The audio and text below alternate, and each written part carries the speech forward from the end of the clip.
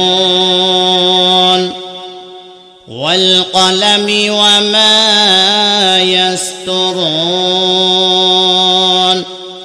মহান রব্বুল আলামিন তিনটা জিনিসের কসম খেয়েছেন। এক নম্বর হলো নুনের কসম, দুই নম্বর হলো কলমের কসম, তিন নম্বর হলো মা ইয়াসতুরুনের কসম।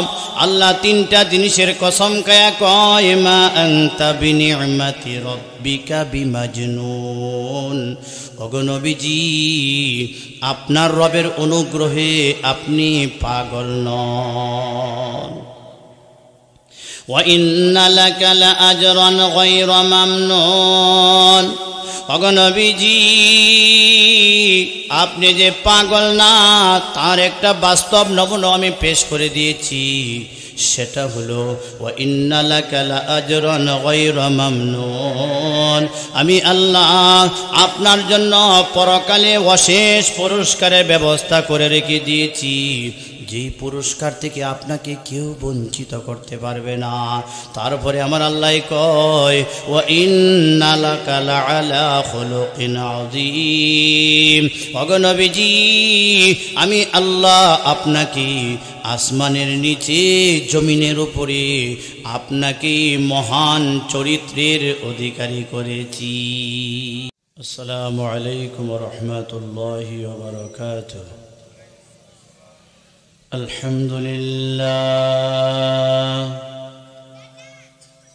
الحمد لله نحمده ونستعينه ونستغفره ونعوذ بالله من شرور أنفسنا ومن سيئات أعمالنا، من يهده الله فلا مضل له ومن يضلله فلا هادي له، ونشهد أن لا إله إلا الله وحده لا شريك له، ونشهد أن سيدنا وسندنا وحبيبنا ومولانا محمدا عبده ورسوله، أرسله بالحق بشيرا ونذيرا وداعيا إلى الله بإذنه وسراجا وقمرا منيرا. أما بعد، فقد قال الله تعالى في كلامه المجيد وفي فرقانه الحميد: أعوذ بالله من الشيطان الرجيم، بسم الله الرحمن الرحيم.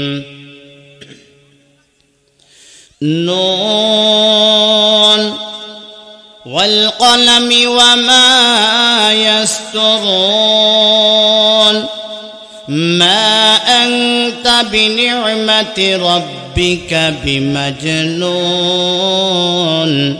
وإن لك لأجرا غير ممنون، وإنك لعلى خلق عظيم.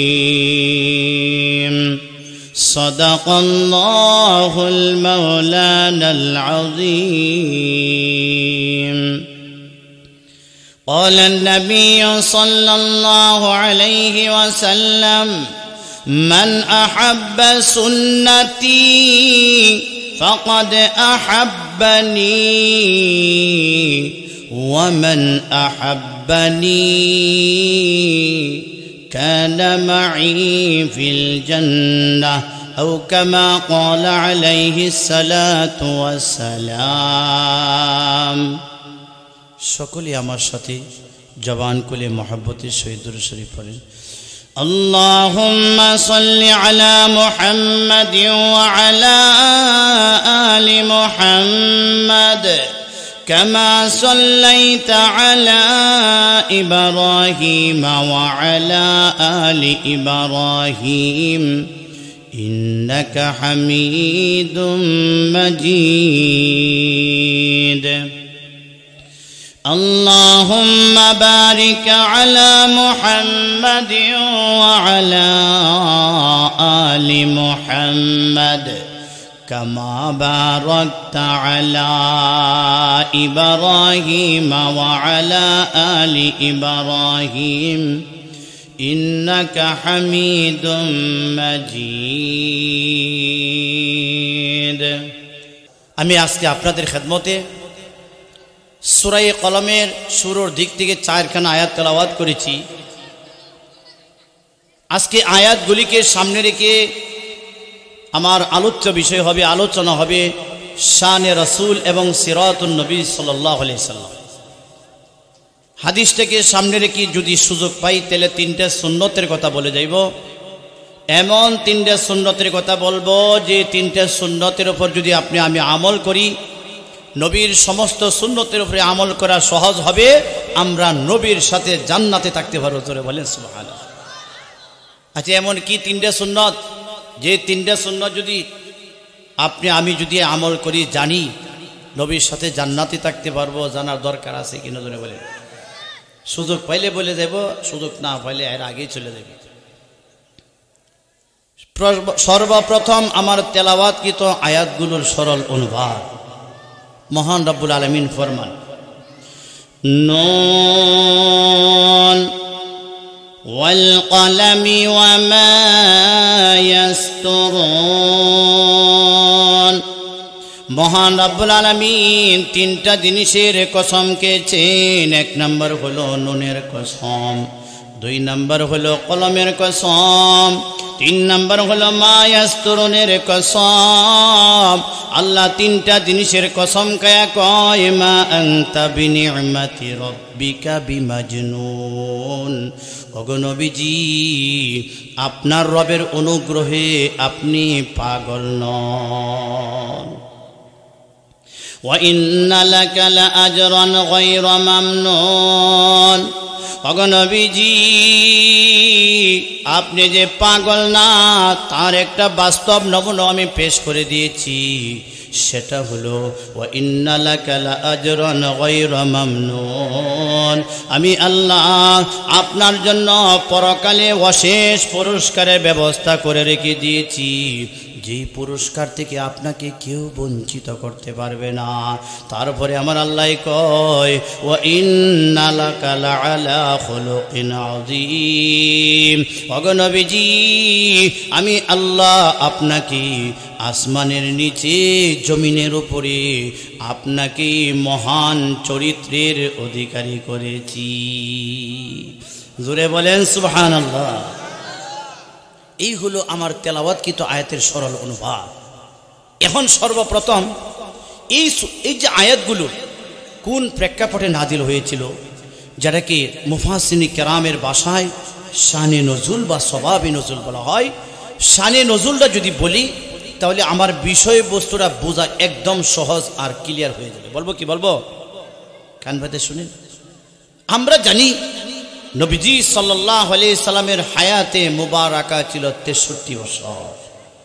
জোরে বলেন কত বছর? 63 বছর। এই 63 বছর জিন্দেগি 2 ভাগে বিভক্ত। আবলান নবুয়াত, বাদান নবুয়াত। নবুয়াতের পূর্বের জীবন, নবুয়াতের পরের জীবন। তবে একটা কথা মনে রাখতে হবে, আমার নবীর 63 বছর পুরাটা জিন্দেগি হলো সিরাতুন নবী। জোরে বলেন সুবহানাল্লাহ। 63 বছর পুরা জিন্দেগিটাই হলো নবীজির সিরাতুন নবী। আমার নবী যখন মার গর্ভ থেকে ভূমিষ্ঠ হইলেন, নবীজি ভূমিষ্ঠ হয়েই তিনি আল্লাহর কাছে দোয়া করছেন, জোরে বলেন সুবহানাল্লাহ। আমার নবী নার কাটা অবস্থায় জন্ম হয়েছেন, খতনাকৃত অবস্থায় জন্ম হয়েছে, জোরে কোন সুবহানাল্লাহ। শুধু তাই নয়, আমার নবী যেই মাত্র মার গর্ভ থেকে তিনি ভূমিষ্ঠ হইলেন, পারস্যবাসী অগ্নিপূজক, পারস্যবাসী যে আগুনটার পূজা করত, এই আগুনটাকে 1000 বছর পর্যন্ত জ্বালায় রেখেছিল। যেই মাত্র আমার নবী দুনিয়াতে ভূমিষ্ঠ হইলেন, জন্মগ্রহণ করলেন, জন্মগ্রহণ করার সঙ্গে ওই পারস্যবাসীর 1000 বছর পর্যন্ত যেই আগুনটাকে জ্বালায় রেখেছিল, 1 সেকেন্ডের জন্য নিববার জন্য দেয় নাই, সেই আগুনটা মুহূর্তের মধ্যে নিবিয়া ছাই হয়ে গেছে, জোরে কইন সুবহানাল্লাহ। শুধু তাই নয়, কুরাইশ বংশের মূর্তি পূজকরা যারা মূর্তির পূজা করত, এরা আল্লাহর ঘরে খানায় কাবার ভিতরে যে মূর্তিগুলি দাঁড় করায় রেখেছিল, এই মূর্তিগুলি আমার নবীর জন্ম হওয়ার সঙ্গে সঙ্গে মূর্তিগুলি আল্লাহকে সেজদা করছে, জোরে বলেন সুবহানাল্লাহ। তাহলে আমার নবীর হায়াতে মুবারাকা 63 বছর। এই 63 বছর জিন্দেগি 2 ভাগে বিভক্ত, ক্বাবলান নবুয়াত, বাদান নবুয়াত, নবুয়াতের পূর্বের জীবন, নবুয়াতের পরের জীবন। আমার নবীকে 40 বছরের আগে নবুয়াত দেওয়া হয় নাই, 40 বছর পূর্ণ হওয়ার পর নবুয়াত দেওয়া হয়েছে। 40 বছর পূর্ণ হওয়ার পর আমার নবীকে নবুয়াতের দায়িত্ব দেওয়া হয়েছে। 40 বছরের ভিতরে আমার নবীর একটা দুশমনও নাই। নবীকে মক্কার কাফেররা, কাফের বেঈমানের বুঝতে কয়, নবীকে বলে as-সাদিক আল আমিন, নবী সত্যবাদী, নবী বিশ্বাসী, নবী সত্যবাদী, নবী বিশ্বাসী। শুধু তাই নয়, সকলের কাছে তিনি নন্দিত, আপন, খ্যাতমান, সুপরিচিত। কিন্তু যেই মাত্র আমার নবীর 40 বছর একদিন হয়ে গেল, নবুয়তের দায়িত্ব দেওয়া হয়ে গেল, আমার নবী কালিমার দাওয়াত দিতে আরম্ভ করলেন। ওই যে 360টা মূর্তি, আরবের জাহেলিয়াতের যুগের লোকেরা আল্লাহর ঘর খানায় কাবার ভিতরে 360টা মূর্তি রাখিয়া মূর্তির সামনে মাথা নত করিয়া আল্লাহর ঘরটাকে নাপাক করে দিয়েছিল। নবী যেই মাত্র নবুয়ত প্রাপ্ত হয়ে গেলেন, তখন তিনি বলতেছে, ও মক্কার কাফের বেঈমানের গোষ্ঠী, তোমরা শোনো, আমি তোমাদের আপন আব্দুল্লাহর পুত্র মুহাম্মদ বলতেছি, আজ থেকে আল্লাহর ঘর খানায় কাবার ভিতরে 360টা মূর্তি রাখিয়া মূর্তির সামনে মাথা নত করিয়া আল্লাহর ঘরকে আর নাপাক করে দেওয়া যাবে না। যেই মাত্র এই ঘোষণা দিছে, মূর্তির বিরুদ্ধে কথা কয়, এখন তো আমার নবীর আর দুশ্মনের অভাব নাই, ঠিক কিনা ধরে বলেন? সব নবীর দুশ্মন হয়ে গেছে গা। আচ্ছা আপনারা বলেন, আল্লাহর ঘর খানায় কাবার দাম কম না বেশি? জোরে বলেন না, কম না বেশি? কেমন বেশি? আল্লাহ নিজেই কোরআনে কারিমের এক আয়াতে বলছেন, ইন্না আউওয়ালা বাইতিন ওয়াদিআ লিন-নাস লাল্লাযী বিবাক্কাতা মুবারাকান ওয়া হুদাল লিল আলামিন। আল্লাহ রব্বুল আলামিন ফরমান, নিশ্চয় আমি সর্বপ্রথম এই দুনিয়াতে মানুষ ইবাদত করার জন্য একটা ঘর স্থাপন করেছি। লাল্লাযী বিবাক্কাতা, যে ঘরটা আরবের মক্কা নগরীতে অবস্থিত, মুবারাকা, এই ঘরটা কিন্তু কোনো সাধারণ ঘর নয়, বরকতময় পূর্ণ ঘর। ওয়া হুদাল লিল আলামিন, এবং এই ঘরটাকে আমি বিশ্ববাসীর জন্য হেদায়েত স্বরূপ বানিয়ে দিয়েছি। জোরে বলেন সুবহানাল্লাহ। এই ঘরটা কি সাধারণ কোনো ঘর? এই ঘরের মধ্যে 360টা মূর্তি রাখিয়া মূর্তির সামনে মাথা নত করিয়া আল্লাহর ঘরকে নাপাক করে লেছে। নবী কয়, আর মূর্তির পূজা আজ থেকে আর হবে না, এই ঘরের মধ্যে আর মূর্তি রাখা যাবে না। এখন তো আমার নবীর আর দুশ্মনের অভাব নাই। এখন মক্কার কাফেররা নবীর নবুয়তকে ধ্বংস করার জন্য, আমার নবীর জবানকে বন্ধ করে দিবার জন্য, নবীর নবুয়তকে ধ্বংস করে দিবার জন্য মক্কার কাফেররা আবার নবীর কাছে আইছে। নবীর কাছে আয় কহ, মুহাম্মদ তুমি খালি নবী নবী দাবি করো, তাহলে আমাদের একটা দাবি আছে, দাবিটা পূরণ করে দিতে হবে। যদি দাবিটা পূরণ করতে পারো তাহলে আমরা ওয়াদা দিলাম, আমরা কালিমা পড়ব, মুসলমান হয়ে যাবো। জোরে কইনা সুবহানাল্লাহ। ও মুসলমান বন্ধুরা আমার, মক্কার কাফেররা আমার নবীকে কয়, ও ও মুহাম্মদ, আমরা তোমার নবীর নবুয়তকে সত্য বলে বিশ্বাস করতে পারি, তবে শর্ত হলো আমাদের একটা দাবি আছে, দাবিটা পূরণ করে দিতে হবে। দাবিটা যদি পূরণ করে দিতে পারো তাহলে আমরা কালিমা পড়ব, মুসলমান হয়ে যাইব। আমার নবী বিশ্ব নবী জনাবে মুহাম্মদুর রাসূলুল্লাহ সাল্লাল্লাহু আলাইহি সাল্লাম কয়, তোমাদের কি দাবি বলো বলো। মক্কার কাফেররা কয়, মুহাম্মদ ওই যে আসমানের মধ্যে চাঁদ দেখা যায়, আকাশের মধ্যে যে চাঁদটা দেখা যায়, এই চাঁদ যদি তোমার আঙ্গুলের দ্বারা ইশারা দিয়া চাঁদটাকে যদি দ্বিখণ্ডিত করে দিতে পারো তাহলে আমরা বিশ্বাস করব তুমি সত্য নবী, আমরা কালিমা পড়ব, মুসলমান হয়ে যাইব। এবার আমার নবী বিশ্ব নবী জনাবে মুহাম্মদুর রাসূলুল্লাহ সাল্লাল্লাহু আলাইহি সাল্লাম কয়, তোমাদের দাবি পূরণ করার মালিক তো আমি না, তোমাদের দাবি পূরণ করার ক্ষমতা তো আমার নাই, তবে আমি একটু চেষ্টা করে দেখতে পারি, আমি একটু চেষ্টা করে দেখতে পারি। মুফাসসিরিনে কেরাম তাফসীরের কিতাবের মধ্যে লেখেন, আমার নবী কথা বলিয়া আকাশের দিকে তাকাইয়া আকাশের চাঁদের দিকে শাহাদাত আঙ্গুলের দ্বারা ইশারা দিতে দেরি হয়, চাঁদ দ্বিখণ্ডিত হতে দেরি হয় নাই। জোরে বলেন আল্লাহু আকবার, আরো জোরে বলি আল্লাহু আকবার। ও মুসলমান বন্ধুরা আমার, চাঁদ দ্বিখণ্ডিত করার মালিক কে? একটু আওয়াজ দিয়ে বলেন, জোরে বলেন কে? নবী কয়, এইটা তো দ্বিখণ্ডিত করার মালিক তো আমি না, এটা কে করার মালিক হলো আল্লাহ, এটা কি দ্বিখণ্ডিত করার মালিক হলো আল্লাহ, তবে আমি একটু চেষ্টা করে দেখতে পারি। তখন মুফাসসিরিনে কেরাম বলে যে নবী হাতের দ্বারা ইশারা দিতে হয়, চাঁদ দ্বিখণ্ডিত হতে দেরি হয় না। জোরে বলেন সুবহানাল্লাহ। এখন নবী কয়, তোমরা না কইছো যে চাঁদ দ্বিখণ্ডিত করে দিলে তোমরা কালিমা পড়বা, মুসলমান হয়ে যাইবা। কয় মুহাম্মদ, এটা তো আমরা জানতামই যে একটা দাবি দিব আর দাবিটা আপনি পূরণ করে নেবেন। আল্লাহ কয়, নবীজি এটা তো কপাল ভরা, এরা যা কইছে এটা সব টুডো, একটাও অন্তরে নাই, এটা হলো কপাল ভরা, এদের কপালে হেদায়েত নাই। ইন্নাকা লা তাহদি মান আহবাবতা ওয়ালাকিন্নাল্লাহ ইয়াহদি মান ইয়াশা। ওগো নবীজি, হেদায়েতের চাবিকাঠি কোন নবী ওলি গাউস কুতুব কারো হাতে নাই, হেদায়েতের চাবিকাঠি হলো একমাত্র আমার আল্লাহর হাতে। ঠিক কিনা আওয়াজ দেবেন। হেদায়েতের মালিক কে? জোরে বলে হেদায়েতের মালিক কে? হেদায়েতের মালিক হলো আল্লাহ। মক্কার কাফেররা দাবি দিয়েছে, দাবি পূরণ করে লেছে। এখন দেখা যায় দাবি ওদের মান পারে না। এখন মক্কার কাফেররা মুহাম্মদ আমার নবীর সামনে আয়া আবুল তাবুল যুক্তি পেশ করতে শুরু করছে। যুক্তি মানে এমন যুক্তি দিতেছে, মানে যুক্তির মাধ্যমে আমার নবীর নবুয়তকে ধ্বংস করতে চায়, নবীর জবানকে বন্ধ করে দিয়ে চায়। মুফাসসিরিনে কেরাম তাফসীরের কিতাবের মধ্যে লেখছে, মক্কার কাফেররা যুক্তি দিতে দেরি হয়, আমার নবী কোরআনের আয়াত দ্বারা এদের যুক্তিগুলি খণ্ডন করতে দেরি হয় না। জোরে বলেন আল্লাহু আকবার, আরো জোরে বলেন আল্লাহু আকবার। এ যুক্তি দিতে দেরি হয়, নবী আয়াতের দ্বারা যুক্তিগুলি শেষ করে না।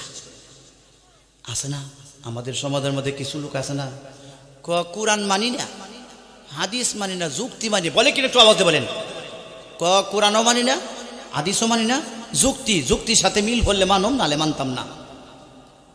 আচ্ছা বলেন, শয়তান ইবলিশ, যেই ইবলিশ অভিশপ্ত হয়েছে, মুআল্লিমুল মালাইকা ছিল, আজ দুনিয়ার জমিনে এমন কোনো জায়গা নাই যে তার সেজদা নাই, তারপরে সে অভিশপ্ত হয়েছে, তার আমল সব ধ্বংস হয়েছে।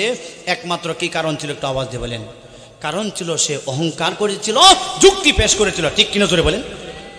আল্লাহ তো কোরআন শরীফের এক আয়াতে বলে দিয়েছেন, وَإِذْ قُلْنَا لِلْمَلَائِكَةِ اسْجُدُوا لِآدَمَ فَسَجَدُوا إِلَّا إِبْلِيسَ أَبَى وَاسْتَكْبَرَ وَكَانَ مِنَ الْكَافِرِينَ। মহান রব্বুল আলামিন বললেন, وَإِذْ قُلْنَا لِلْمَلَائِكَةِ اسْجُدُوا لِآدَمَ, আমার আল্লাহ আদম সৃষ্টি করিয়া ফেরেশতাদেরকে বললেন, ও ফেরেশতারা তোমরা আমার আদমকে সেজদা করো, আদমকে সেজদা করো। ফাসাজাদু, সবাই সেজদা করিল, ইল্লা ইবলিস, কিন্তু ইবলিস শয়তানরা কিন্তু সেজদা করে নাই। আল্লাহ কয় কেন সেজদা করবে না? ইবলিস যুক্তি পেশ করে, ওগো মাবুদ তুমি তো আমাকে সৃষ্টি করেছো আগুন দ্বারা, আগুনের রোগ হলো উপরের দিকে। আদমকে সৃষ্টি করেছো মাটির দ্বারা, মাটির রোগ হলো নিচের দিকে। আমি হইলাম বড়, আদম হলো ছোট। আমি বড় হইয়া ছোটর সামনে মাথা নত করতে পারি না। জোরে বলেন নাউজুবিল্লাহ। আবা অস্বীকার করলো, ওয়াস্তাকবারা, এবং সে অহংকার করলো। অস্বীকার করার কারণে যুক্তি পেশ করিয়া অস্বীকার করে, অহংকার করে, অহংকার করার কারণে ওয়াকানা মিনাল কাফিরিন। আমার আল্লাহ মুহূর্তের মধ্যে তার সমস্ত জীবনের যত আমল আছিল সমস্ত আমল ধ্বংস করে দিল। আল্লাহ তাকে অভিশপ্ত ইবলিস শয়তান বানায় দিল। জোরে কই নাউজুবিল্লাহ। তাহলে তার জীবনের আমল নষ্ট হয়েছে কোন কারণে? একটু আওয়াজ দিয়ে বলেন। একটা হলো অস্বীকার করা, আর একটা হলো কি অহংকার করা, আর একটা হলো যুক্তি পেশ করা। এই দুইটা জিনিসের কারণে তার সব ধ্বংস হয়ে গেল। আজকে যদি আমরা যুক্তির পথে চলি, কোরআনের পথে নাই, কোরআন মানি না, হাদিস মানি না, যুক্তি মানি, তাহলে আমরা ওই সমস্ত ইবলিসের দলের হয়ে যাবো কিনা? জোরে বলেন, হবে কিনা? একটু আওয়াজ দিয়ে বলেন। একদল তো মোটামুটি মাশাআল্লাহ হয়ে গেছে গা। একদল কইতাছে আমরা আলেম উলামার দরকার নাই, আলেমরারে আমরা মানি না, আমরা বাংলা বই ফরিয়া ফরিয়া মাসলা মাসাইল শিখালামো, কোরআন হাদিস শিখালামো। আছে কিনা এই দলটা? আছে কিনা? ধরে বলেন নাই। এতাআতি, এতাআতি এরা কয় কি? কয় এরা বলে আলেমের দরকার নাই। আচ্ছা বাবারা বলেন, এরা যে বললো আলেমের দরকার নাই, আমি এদেরকে জিজ্ঞাসা করি, তুমি যে বললা আলেমের দরকার নাই, তোমার মার বিয়া কে পড়াইছিল? তোমার আব্বার বিয়া ইজাব কবুলের দায় কে পড়াইছিল? তোমার বেড়া কে পড়াইছিল? আজকে তোমরা বলো আলেম রে মানি না, আলেমের কথা মানি না, তাহলে তোমরা তো ওই ইবলিসের দলের মধ্যে পড়ে যাবা। ঠিক কিনা? তোদের বলেন। কারণ তোমার যুক্তি, এরা যুক্তি কয় কি? আলেমরা যা কয় আমরা বাংলা বই দেখে দেখে পড়ে শিখেলাম। কয় কিনা? তোরে বলে কয় না। এমনকি মিম্বারের মধ্যে বই হরে গা, বই বইয়ে ওয়াজ শুরু করে দেয়, বাংলা বই দেখে দেখে পড়ে। এরা তো যদি যুক্তি ফেস করে তো ইবলিসের দলের মধ্যে ভরে দেবো। ঠিক কিনা? তোরে বলে ভরে দেবেন। তাহলে আমি বলতেছিলাম, ওয়াক্কার কাফের আমার নবীর সামনে আয়া যুক্তি আবল তাবল যুক্তি দেয়। আমার নবী যুক্তিগুলি মুহূর্তের মধ্যে কোরআনের আয়াত দ্বারা খণ্ডন করে ফেলে। জোরে বলেন সুবহানাল্লাহ।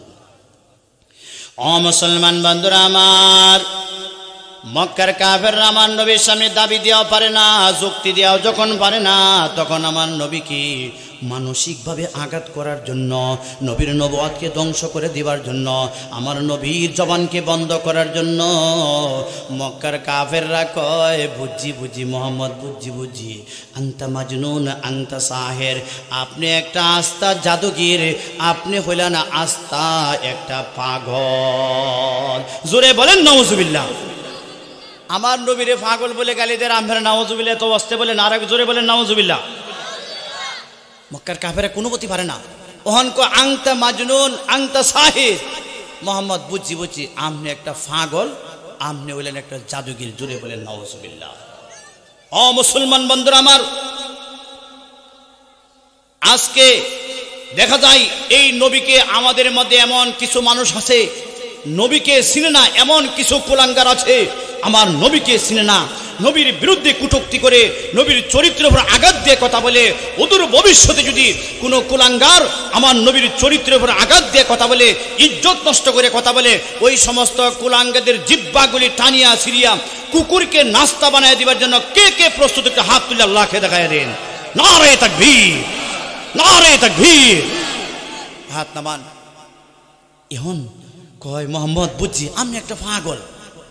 যেই মাত্র আমার নবীরে পাগল কয়, আপনারা বুঝে থাকলে বলেন আমার নবীর মনে কষ্ট পায় কিনা? জোরে বলেন নবীর মনে কষ্ট পায়। ও মুসলমান বন্ধুরা, আমার নবীর মনে কষ্ট পায়। সঙ্গে সঙ্গে মহান রব্বুল আলামিন আমার নবীর মনে সান্ত্বনা দিবার জন্য, নবীর মনের কষ্টকে দূর করে দিবার জন্য, ওই সমস্ত মক্কার কাফেরদের কথার দাঁত ভাঙ্গা জবাব দিবার জন্য, আমার নবীর চরিত্রের তহরাত বর্ণনা করার জন্য আমার তেলাওয়াতকৃত আয়াত সূরাতুল কলমের প্রথম দিকের 4খানা আয়াত আল্লাহ নাজিল করিয়া দিলেন। জোরে বলেন সুবহানাল্লাহ। ফাইসেন চার নজর ফাইসেন তো। এখন আমার আল্লাহ নবীকে সান্ত্বনা দিবার জন্য, নবীর মনে কষ্ট দূর করার জন্য, কাফেরদের কথা দাঁত ভাঙ্গা জবাব দিবার জন্য, আমার নবীর চরিত্রের তহরাত বর্ণনা করার জন্য আমার তেলাওয়াতকৃত আয়াত সূরাতুল কলমের শুরুর দিকে 4খানা আয়াত নাযিল করেছেন। জোরে বলেন সুবহানাল্লাহ। আল্লাহ কয় নুন ওয়াল কলমি ওয়া মা ইয়াসতুরুন মা আনতা বিনি'মাতি রাব্বিকা বিমাজনুন। আমার আল্লাহ একটা না দুইটা না তিনটা দামি জিনিসের কসম গাইছেন। একটা হলো নুনের কসম, 2 নম্বর হলো কলমের কসম, 3 নম্বর হলো মা ইয়াসতুরুনের কসম। এই 3টা জিনিসের কসম কায়া কয় মা আনতা বিনি'মাতি রাব্বিকা বিমাজনুন। ওগো নবীজি, মক্কার কাফেররা আপনাকে পাগল বলে গালি দিয়েছে, আপনার মনে কোনো কষ্ট নিয়েন না। মা আনতা বিনি'মাতি রাব্বিকা বিমাজনুন, আপনার রবের অনুগ্রহে আপনি পাগল নন। জোরে বলেন সুবহানাল্লাহ।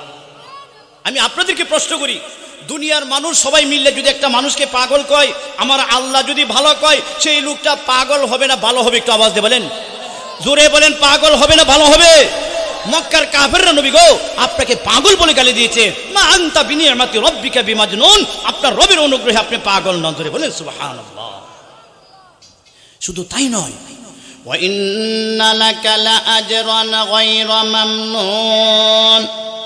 আমার আল্লাহ কয় গো নবীজি, আপনি যে পাগল নন তার একটা বাস্তব নমুনাও পেশ করে দিয়েছি। সেটা হইল ওয়া ইন্না লাকা লাআজরান গায়রা মামনুন, আমি আল্লাহ আপনার জন্য পরকালে অশেষ পুরস্কারের ব্যবস্থা করে রেখে দিয়েছি, যেই পুরস্কার থেকে আপনাকে কেউ বঞ্চিত করতে পারবে না। জোরে বলেন সুবহানাল্লাহ। আচ্ছা বলেন তো দেখি, আচ্ছা পাগলকে কেউ পুরস্কার দেয়? জোরে বলেন, পাগলকে কেউ পুরস্কার দেয়? জোরে বলেন না, পাগলকে পুরস্কার দেয়? আপনাদের এই এলাকার মধ্যে এমন কোনো নিয়ম আছে যে চেয়ারম্যান সাহেব এই ইউনিয়নের মধ্যে যত পাগল আছে পাগলরে এখানে ওরে পুরস্কার দিছে, এরকম নিয়ম আছে কি?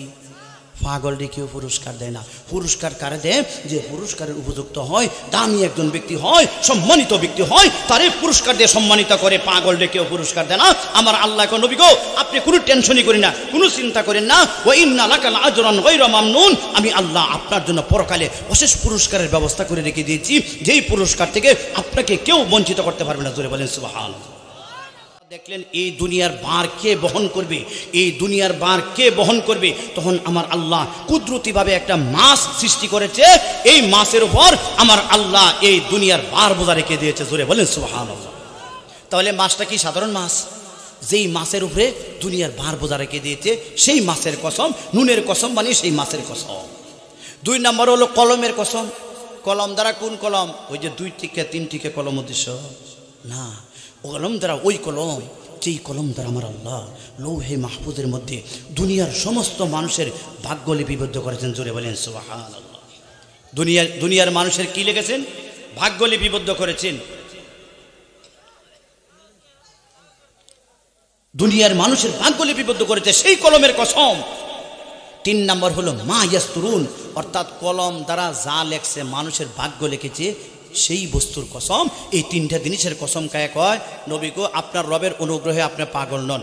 আপনি যে পাগল না তার বাস্তব নমুনা হইল আমি আল্লাহ আপনার জন্য পরকালে অশেষ পুরস্কারের ব্যবস্থা করে রেখে দিয়েছি। শুধু তাই নয়, নবী গো আপনাকে আসমানের নিচে জমিনের উপরে আমি আল্লাহ মহান চরিত্রের অধিকারী বানাইছি। জোরে বলেন সুবহানাল্লাহ। এখন মহান চরিত্রটা কি জিনিস এটা বোঝাইবার জন্য একটা দৃষ্টান্ত দিতে হবে। মহান চরিত্র হলো 3 প্রকার।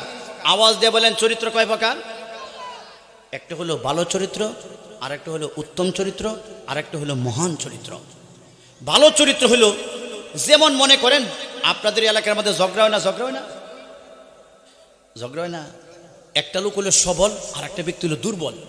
সবল ব্যক্তিটা করছে কি? দুর্বলের উপরে 1 মণ ওজনের একটা কিল বসায় দিছে। জোরে কয় মণ ওজনের কিলটা দিছে? 1 মণ ওজনের। অহন শরীয়তের দৃষ্টিতে জিয়া দিছে এ হলো জালেম, যারে দিছে সে হলো মাজলুম। তখন শরীয়তের বিচার হলো মাজলুম ব্যক্তিও তার উপরে 1 মণ ওজনেরই একটা কিল দিব, বেশিও দিতে পারবো না, কমও দিতে পারবো না। যদি বেশি দিতে তাহলে আবার হে জালেম হয়ে যাবো না। এখন ওই মাজলুম ব্যক্তি করছে কি, তারে 1 মণ ওজনের কিলটাই দিছে, কমও দেয় নাই, বেশিও দেয় নাই। এটাই হলো ভালো চরিত্র। এটা কোন চরিত্র? ভালো চরিত্র। আর একটা হলো উত্তম চরিত্র। উত্তম চরিত্র হলো মাজলুম ব্যক্তি কয়, তুমি যে আমার কিল দিছ, যাও ভাই, আমি আর তোমার কিল দিলাম না, আমি তোমার মাফ করে দিলাম। এটা হলো উত্তম চরিত্র। এটা কোন চরিত্র? উত্তম চরিত্র। আর মহান চরিত্র হলো ওই ব্যক্তি কয়, আমি তো তোমার তো কিল তো দিমই না, যাও ভাই, তোমার আমি মাফ করে দিলাম, আর তুমি একটু আমার কাছে আসো, তুমি কোন হাতটা দিয়ে আমার কিল দিছো, তোমার হাতটা তো খুব ব্যথা পাইছে, আনো তোমার হাতটার মধ্যে আমি একটু তেল মালিশ করে দিই। এই হলো মহান চরিত্র। ধরে বলেন এই চরিত্রটার নাম কি? মহান চরিত্র। বেড়া মাফ করে দিছে, আবার দুঃখ বেশ করতেছে, এ যে ব্যথা পাইলো এটার নামে খবর নাই, সে বলতেছে তুমি যে ব্যথা পাইছো ভাই আমার কাছে আসো, তোমার হাতটার মধ্যে আমি একটু তেল মালিশ করে দিই। এটাই হলো মহান চরিত্র। আর এই মহান চরিত্র একমাত্র আমার আল্লাহ আমার নবীকে দান করছেন। ধরে বলেন সুবহানাল্লাহ। মহান চরিত্র বুঝাইবার জন্য আপনাদেরকে একটা ঘটনা শোনাইতে হয়। বলবো কি বলবো? কান পেতে শুনেন। নবীজি সাল্লাল্লাহু আলাইহি সাল্লাম মক্কা যখন বিজয় হয়ে গেল, যুদ্ধবিহীন মক্কা বিজয় হয়ে গেছে, সাহাবাই কেরামদেরকে নিয়ে নবীজি মক্কার ভিতরে ঢুকতে শুরু করছে। মক্কার ভিতরে ঢুকে নবী কয়, লা তাসরিবা আলাইকুমুল ইয়াউম, আজকের দিনে তোমাদের কাছ থেকে কোনো প্রতিশোধ দেওয়া হবে না, তোমাদেরকে ব্যাপকভাবে মাফ করে দিলাম। কমার ঘোষণা নবী দিয়ে দিছে। নবীজি মাফ করলে কি লাভ হবে? যেগুলি মক্কার লিডাররা, মক্কার কাফেরের লিডাররা আমার নবীরে বেশি জ্বালাইছে, নবীরে বেশি কষ্ট দিছে, সাহাবাই কেরামদেরকে বেশি কষ্ট দিছে, এইগুলি কয় তাড়াতাড়ি দেশ ছাড়, তাড়াতাড়ি দেশ থেকে ভাগ। মোহাম্মদ কইতেছে মাফ করছে, কিছুক্ষণ পরে দেখবে কাঁড়া শুরু করবো, আমরা কাঁদবো। মোহাম্মদের যেই জ্বালানি জ্বালাইছি, তার সাথী সঙ্গীদেরকে যেই জ্বালানি জ্বালাইছি, তাড়াতাড়ি দেশ থেকে পলায়ন করে। তখন মক্কার লিডাররা করছে কি, গাঠি গুটি কুল করিয়া মক্কা ছাড়তে শুরু করছে। পাহাড়ের মধ্যে, পাহাড়ের গর্তের মধ্যে যাইয়া বিভিন্ন জায়গায় গিয়ে আশ্রয় নেওয়া শুরু করে দিয়েছে। নবী কয় মাফ করছি, মাফ করলে কি তৈব? এরার ভিতরে হইল সুরের মন, পুলিশ পুলিশ ভিতরে মায়ের, কারণ এরা যে মানুষেরা জ্বালাইছে, এর লেগে এদের ভিতরে ভয়ে করছে কি, দেশ থেকে ভাগতে শুরু করে দিয়েছে। আসেন এরকম, এরকম তো হয় বর্তমান জমানাতে, হয় কিনা জোরে বলেন, বর্তমান জমানাতে হয় কিনা? বর্তমান জমানাতে হয়। যেমন আপনাদেরকে বুঝাইবার জন্য বলি, যদি কোনো একটা দেশের বড় একটা দল, যদি বড় কোনো দল যদি কোনো কারণ বশতে পতন হয়ে যায়, তাহলে কি এই দলের সবাই কি দেড় সাইডে ভাগে? জোরে কোন ভাগে? জোরে কোন? সবাই কি ভাগে যা? না, সবাই ভাগে না, কিছু লোক ভাগে যা। ভাগে কোনটি? যেগুলি মানুষকে জুলুম করেছে, মানুষের উপর নির্যাতন করেছে, অন্যায়ভাবে মিথ্যা মামলা দিয়ে মানুষকে হয়রানি করেছে, শান্তিতে আরামে মানুষকে ঘরে ঘুমাইবার জন্য দেয় নাই, দেখা যায় জঙ্গলের মধ্যে ঘুমাইছে, এরকম ভাবে খেতে খামারে ঘুমাইছে। এই বাটপারগুলি, এই জালেমগুলি, এদের ভিতরে ভয় ঢুকে গেছে যে আমরা যদি তাহি, আমরা যেমন জ্বালাইছি আমরারও মানুষ এমনি জ্বালাইবো। এইগুলি গাঠি গুড় করে কি করে দেশ থেকে ভাগতে শুরু করে দেয়, আবার কিছু ধরা খায়। ঠিক কিনা আওয়াজে বলেন, জোরে বলেন, ধরা খায় কিনা? কিন্তু সবাই তো ভাগে না। এই দলের মানুষের তো অভাব নাই, সবাই ভাগে না। ভাগে কোনটি? যেটি মানুষেরা জ্বালাইছে এটি ভাগ্যে যা। আর যারা মানুষকে কষ্ট দেয় নাই, এরা তো কোনোদিন ভাগ্যে যায় না। ঠিক কিনা জোরে বলেন? তো এরকম মক্কার কাফেররা যখন ভাগতে শুরু করছে, তখন আমার নবী, একটা বৃদ্ধা মহিলা ছিল, ওই ইহুদি একটা বৃদ্ধা মহিলা, এই বৃদ্ধা মহিলাও করছে কি, তার ঘরের যত কেলা মরিচ পড়ছে, সর্বনাশ দমাট খেলেছে, মরিচ পোড়াটা বন্ধ তুমি তাদের। তখন নবীজি তাদের অনুসরণ করে একটা বৃদ্ধা মহিলা, যে বৃদ্ধা মহিলাটা মরিচ পড়তেছে তাদের বন্ধ। তখন এই বৃদ্ধা মহিলা করছে কি, এদের অনুসরণ করিয়া তার ঘরে যত মাল সামান আসিন এই সবগুলি করছে কি একটা বস্তার ভিতরে ঢুকছে।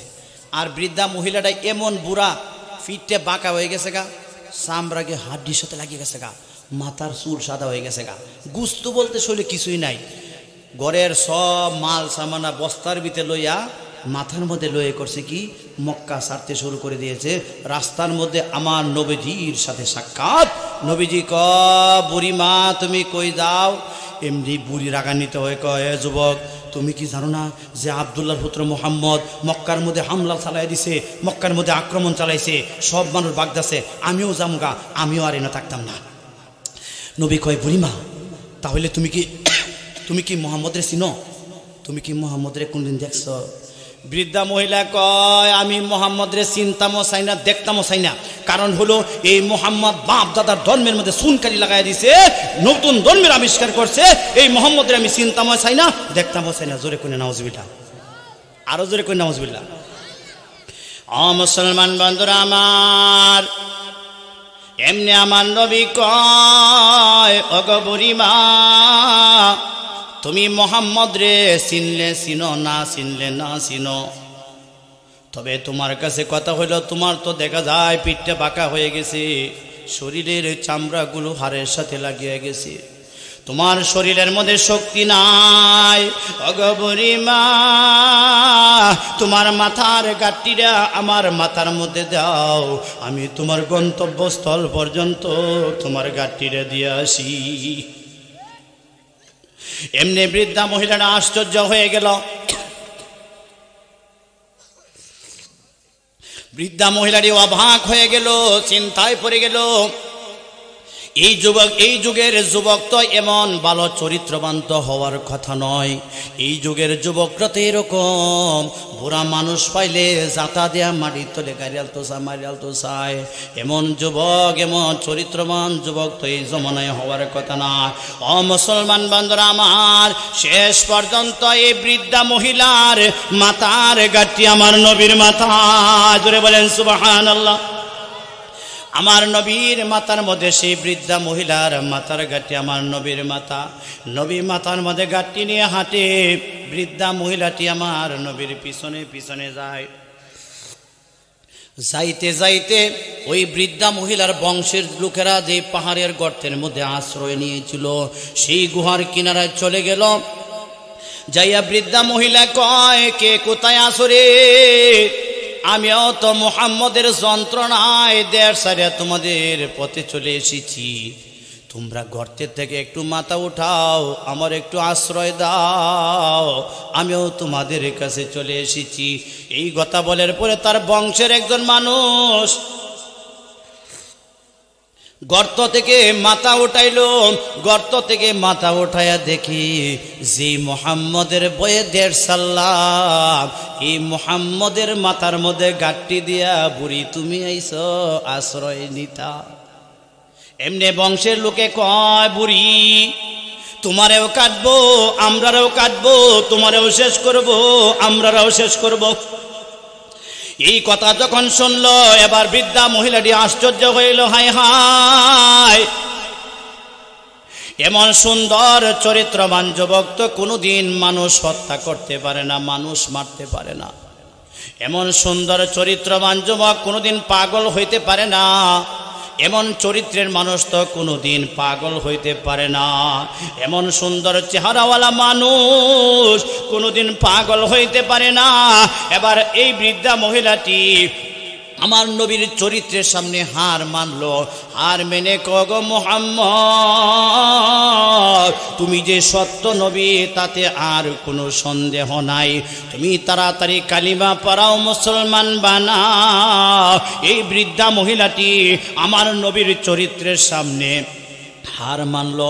হার মানিয়া কালিমা পড়ে সঙ্গে সঙ্গে মুসলমান হয়ে গেল। জোরে বলেন সুবহানাল্লাহ। এটাই হলো মহান চরিত্র। ওয়াইন্নাকা লাআলা খুলুকিন আযীম। আল্লাহ কয়, নবী গো, আসমানের নিচে জমিনের উপরে আমি আল্লাহ আপনাকে একমাত্র মহান চরিত্রের অধিকারী করেছি। জোরে বলেন সুবহানাল্লাহ। আমরা হলাম সেই নবীর উম্মত। এটা তো নবীর কথা বললাম। আমার নবীর সাহাবীদের চরিত্র কত সুন্দর ছিল জানা দরকার আছে কিনা? মুরব্বি জোরে বলেন, দরকার আছে না? আমার নবীর সাহাবীদের চরিত্র কত সুন্দর ছিল। আর আজকে আমরা কি করি দেখবেন, বেড়া নির্বাচন দ্বারা, বেড়া দুই নির্বাচন করে, বেড়া বিড়ি নির্বাচন দ্বারা এলে দেখবেন, নির্বাচনের সময় এলে আমরা করি কি এক কাপ সার লুবে ভরিয়া একটা বন্ডুরির লুবে ভরিয়া আমরা সন দিতে থাকি অমুক ভাইয়ের চরিত্র ফুলের মতন পবিত্র, অমুক আবার চরিত্র ফুলের মতন পবিত্র। কবর লয়ে গে দেখুন এই বেটা নামাজ পড়ে না 1 ওয়াক্ত, মদ আর গাঞ্জা খায় 5 ওয়াক্ত। ঠিক কিনে টবাল দেবে। আমার নবীর সাহাবীদের চরিত্র কত সুন্দর ছিল জানার দরকার আছে কিনে টবাল দেবে। আল্লাহ নবীর সাহাবী আব্দুল্লাহ ইবনে হজম রাদিয়াল্লাহু তাআলা আনহু তিনি মরুভূমিতে বকরি রাখালি করতেছিলেন। বকরি রাখালি করতেছে মরুভূমিতে, বকরি রাখালি করতেছে। সন্ধ্যা করিব করিব মাগরিবের আজান হয়ে যাবে। এই মুহূর্তে একটা যুবতী সুন্দরী রূপসী একটা মহিলা, যেই মহিলাটা অমুসলিম ছিল, এই মহিলাটা তাবুর পার্শ্ব দিয়ে হাঁটিয়া যায়। তখন আল্লাহর নবীর সাহাবী চিন্তা করলো যে বাড়িঘর অনেক দূর, সন্ধ্যা ঘনে গেছে, অন্ধকার হয়ে যাইতেছে। এই যে যুবতীরা গ্রাম পর্যন্ত পৌঁছার আগে রাত্র হয়ে যাব। এখন বর্তমান যুবকদের চরিত্র ভালো না, এই যুবতীদের ইজ্জতটা নষ্ট করে ফেলবো, যুবতীদেরকে আর সামনের দিকে আগাইবার জন্য আর দেওয়া যাবে না। এই চিন্তা করিয়া আল্লাহর নবীর সাহাবী করছে কি তরবারিটা হাতে নিছে। তরবারিটা হাতে নিয়ে এই মহিলা দাঁড়াও, এই তাঁবুর ভিতরে আশ্রয় নাও, সামনের দিকে তুমি আর আগাইতে পারবে না। এমন এমনি তো মহিলা মানুষের ভিতর তো ভয় এমনি বেশি, ঠিক না? মহিলার তো এমনি ডরা। তখন মহিলাটা করছে কি তরতর করে ভয়ে কাঁপতাছে, মনে মনে চিন্তা করতেছে এই যুবক দুষ্ট যুবকের হাতে পড়ে গেলাম, যুবকটা না জানি কোন সময় আমার উপর চড়াও হয়ে যা, আমার ইজ্জতটা না জানি কোন সময় নষ্ট করে ফেলা। মহিলাটা তাঁবুর ভিতরে ঢুকে গেল। তাঁবুর ভিতরে ঢুকিয়া বসিয়া বসিয়া চিন্তা করতেছে। আল্লাহ নবী সাহাবী কয় বসিয়া রয়েছে কেন? বিছানা আছে, শুয়ে যাও। এখন যখন এই কথা কইছে, এখন তো তার ভিতরে আরো একটু সন্দেহ জাগছে।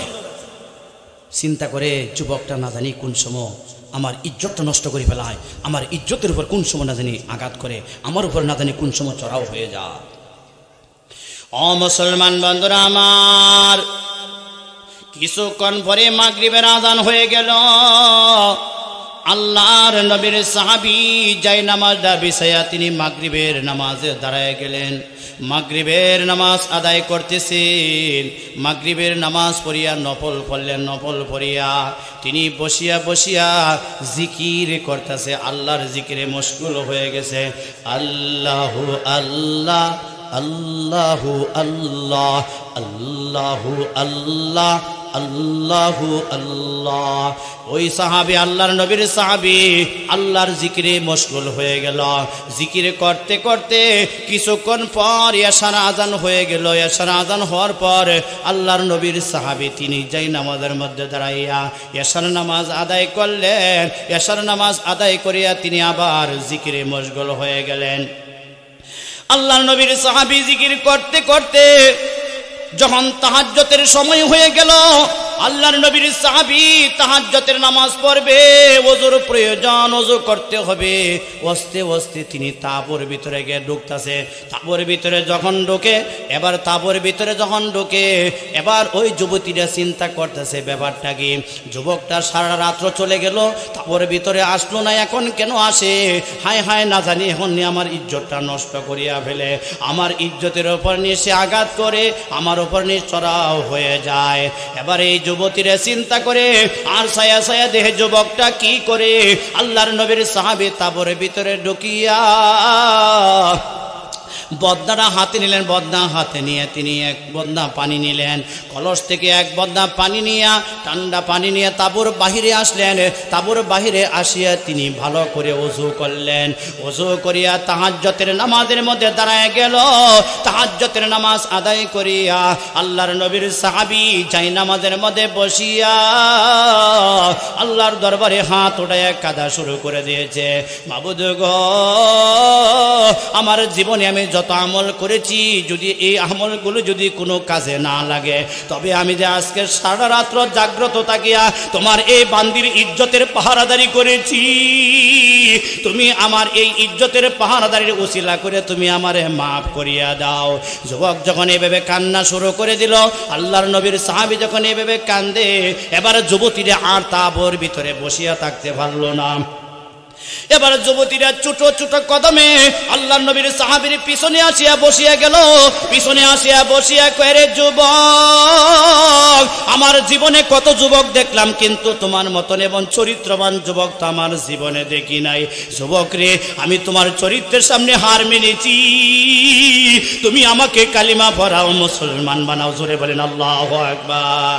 এবার আল্লাহর নবীর সাহাবী কয়, এরে বোন, যদি তুমি মুসলমান হইতে চাও তাহলে আগে গোসল করতে হবে, নতুন কাপড় পরতে হবে। গোসল করলো, নতুন কাপড় পরলো। এবার আল্লাহর নবীর সাহাবী তাকে কালিমা পড়াইয়া ওই মহিলাটাকে মুসলমান বানাইলো। জোরে বলেন সুবহানাল্লাহ।